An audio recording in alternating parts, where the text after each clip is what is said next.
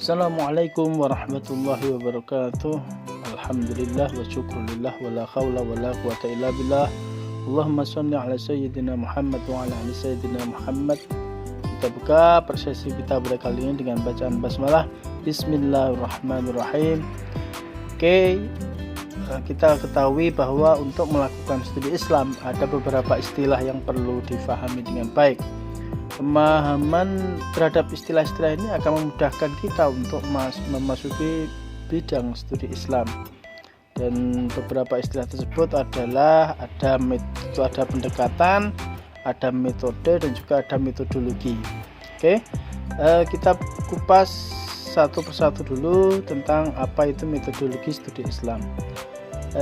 Secara terminologi, metodologi studi Islam itu adalah prosedur yang ditempuh secara ilmiah, cepat dan tepat dalam mempelajari Islam secara luas dalam berbagai aspeknya, baik dari segi sumber ajaran, pemahaman terhadap sumber ajaran maupun sejarahnya ya.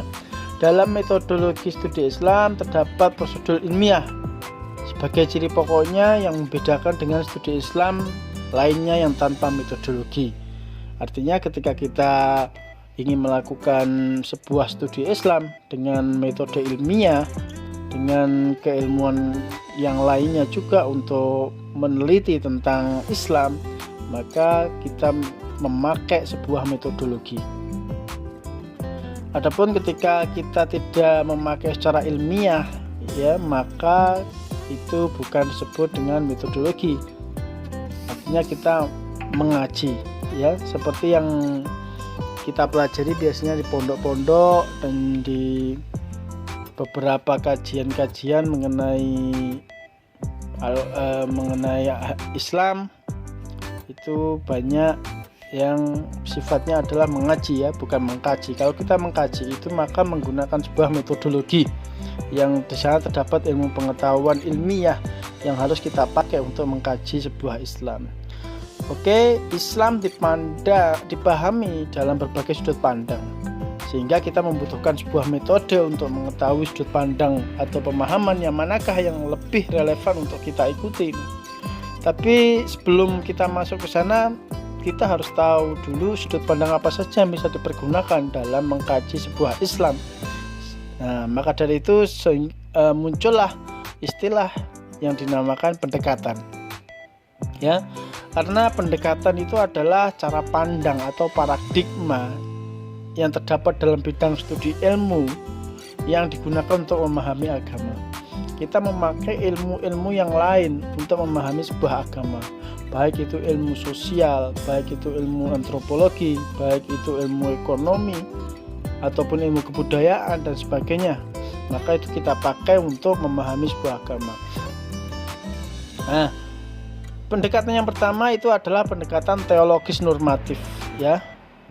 Pendekatan teologis normatif dalam memahami agama itu dapat diartikan sebagai upaya memahami agama dengan menggunakan kerangka ilmu ketuhanan yang bertolak dari suatu keyakinan bahwa wujud empiris dari suatu keagamaan itu dianggap sebagai yang paling besar dibandingkan dengan yang lainnya. Biasanya pendekatan ini itu digunakan oleh orang-orang yang beragama ya, untuk menyelidiki dan mengkaji agama yang berbeda dari dirinya. Ada kemungkinan dia melihat dari sudut pandang agama atau pengetahuan agama yang sudah ia miliki. Oleh karena itu pendekatan ini biasanya disebut atau sering disebut dengan pendekatan tekstual ya, atau metode tekstual. Dan juga pendekatan teologis normatif ini itu dilakukan untuk meneliti, memperkuat dan mengajarkan kepercayaan yang dimiliki oleh suatu masyarakat agama, dan juga untuk memperkokoh semangat dan gairah mempertahankan kepercayaan agama. Jadi ketika kita memakai pendekatan ini dalam mengkaji Islam, maka itu hanya satu tujuan yang bisa kita capai. Apa itu? Yaitu memperkuat kepercayaan kita terhadap agama kita sendiri. Oke, yang selanjutnya yaitu pendekatan antropologis.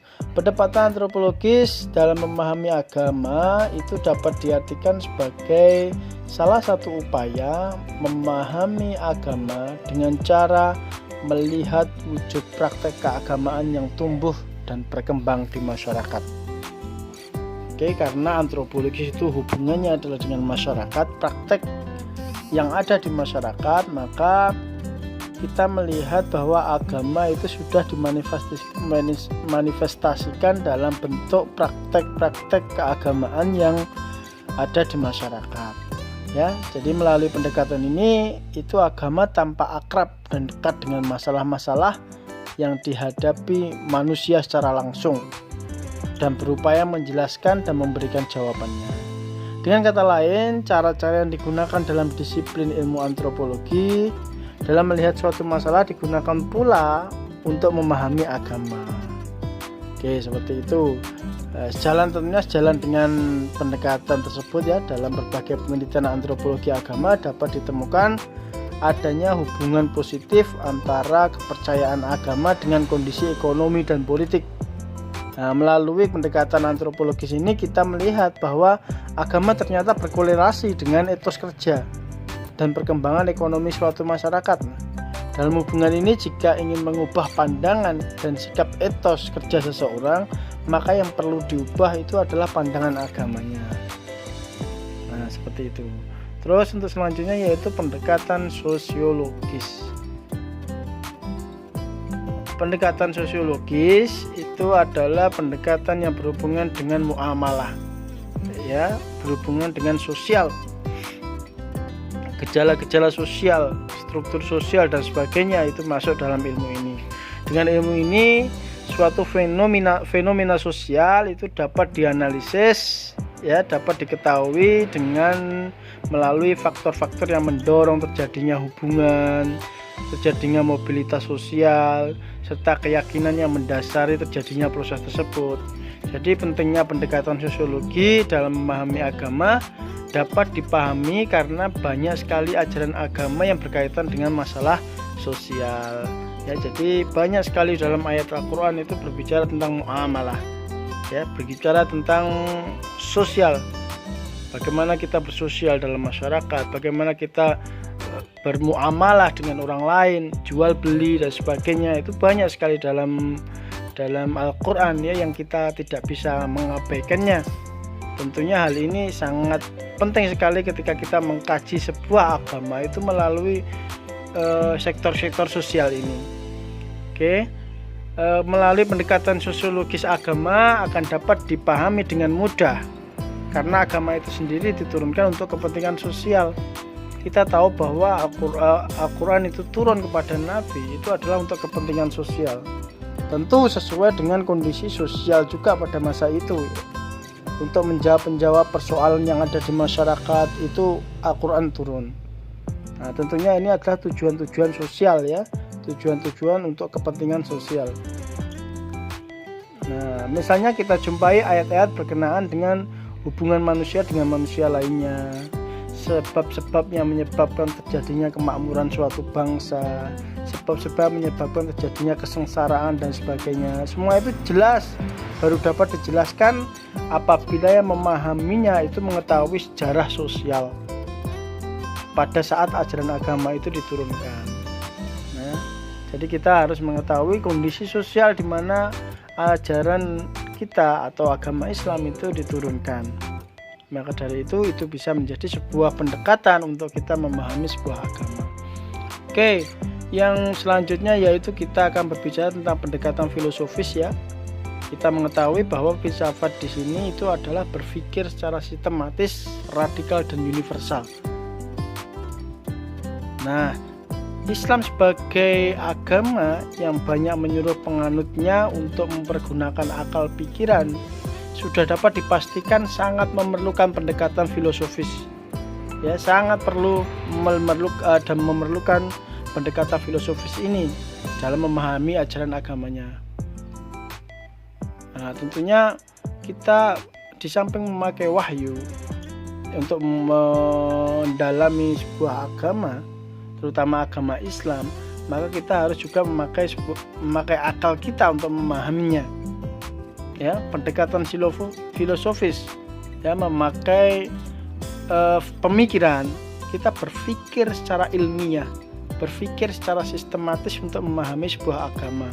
Jadi tidak serta-merta kita hanya melihat bagaimana ayat Al-Quran dan juga hadis itu berbicara tanpa kita harus memikirkan, tanpa kita harus memahami, ya, tanpa harus kita membiarkan pemahaman kita terhadap ayat ataupun hadis tadi itu dinafikan. Tidak, ya, kita harus memakai pikiran juga, memakai akal kita juga untuk memahami hadis dan Al-Quran tersebut, sehingga Al-Quran dan hadis tersebut itu mampu untuk menjawab tantangan zaman. Seperti yang sudah kita kembalikan kemarin, tujuan daripada studi Islam itu adalah mampu mengikuti tantangan zaman, ya, bagaimana sebuah agama atau Islam itu mampu menjawab tantangan zaman sekarang ini.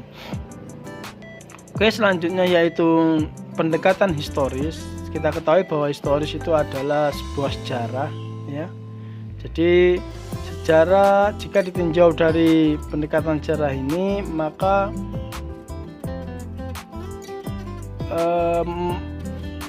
maksud dari pendekatan historis adalah meninjau suatu permasalahan itu dari sudut pandang sejarah dan menjawab permasalahan serta menganalisisnya dengan menggunakan metode analisis sejarah.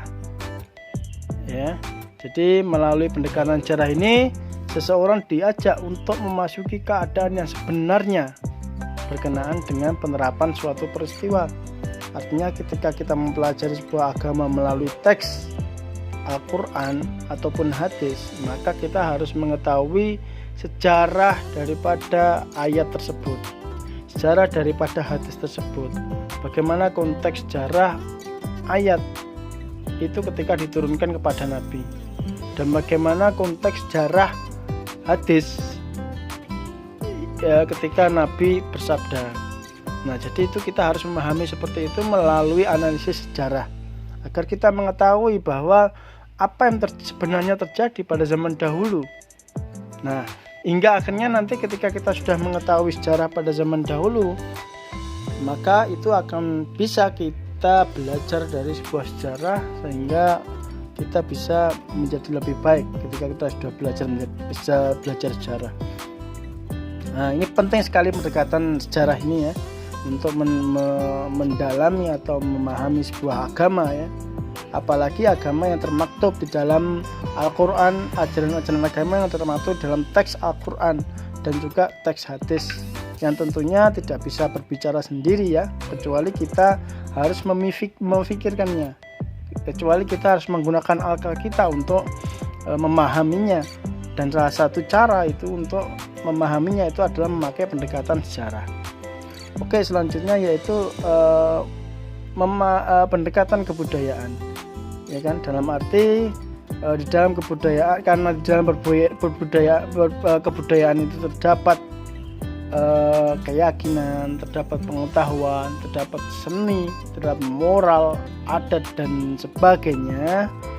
Itu kita harus memandang semuanya ini, hasil karya manusia ini, itu sebagai sebuah pendekatan untuk memahami sebuah agama, ya, karena kebudayaan selanjutnya itu dapat pula digunakan untuk memahami apa yang terdapat pada dataran empirisnya atau agama yang tampil dalam bentuk formal yang menggejala di masyarakat. Karena bisa dilihat di situ bahwa agama yang tampil dengan bentuk demikian itu berkaitan dengan kebudayaan yang berkembang di masyarakat, tempat agama itu berkembang tentunya, ya. Seperti kalau kita tahu bahwa cara berpakaian orang Indonesia dengan cara berpakaian orang Amerika itu akan terlihat berbeda. Itu karena apa? Karena dari sudut pandang kebudayaan mereka berbeda, cara bergaul berbeda, cara berpakaian berbeda, kebudayaan, adat istiadat berbeda, bahasa berbeda dan sebagainya, ya, sehingga sangat penting ketika kita ingin mengkaji tentang Islam itu kita lihat dari sudut kebudayaannya, bagaimana kita mempelajari budaya orang Arab dan juga kita bandingkan dengan budaya orang Indonesia. Ketika kita berbicara tentang misalnya satu saja,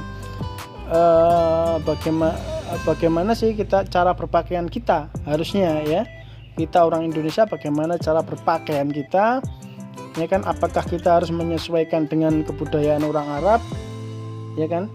Kebudayaan orang Arab yang seperti itu, dan tentunya kita punya berbeda budaya dalam berpakaian, ya.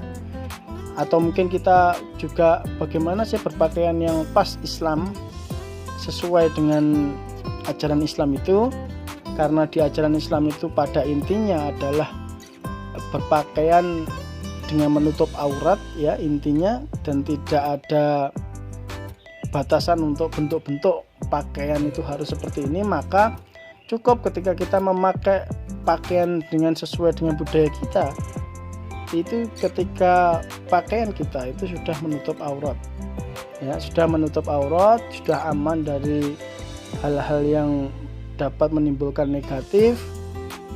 Dan itu pun juga sama yang dilakukan oleh orang luar atau orang Arab tadi yang pakaiannya model dengan model seperti itu, tapi mereka sudah menutupi dan mencukupi dalam menutup aurat, maka hal ini sudah tidak ada permasalahan di sana.